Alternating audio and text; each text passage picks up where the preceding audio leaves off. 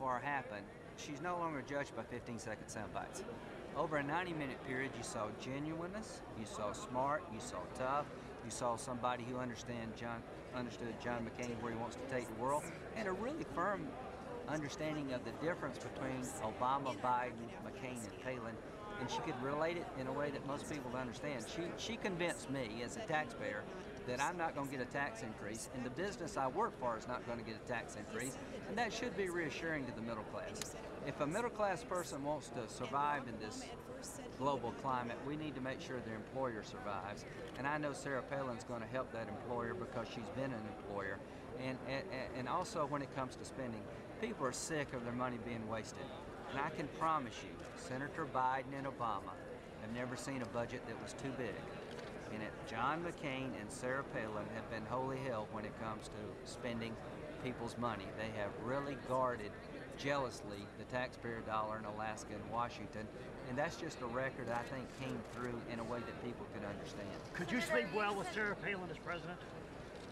I could sleep very well knowing that Sarah Palin would be president of the United States, because that means I know my country is not going to embark on a spending orgy and tax increases that will drive jobs overseas, and that she will implement the policies of my dear friend John McCain. Governor Palin is a talented politician.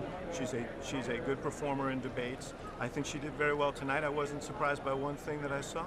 I think Senator Biden, however, spoke with a passion and commitment and a real sense of how to advocate for and change the circumstances that we find ourselves, for middle-class people, and change the circumstances we find ourselves in today.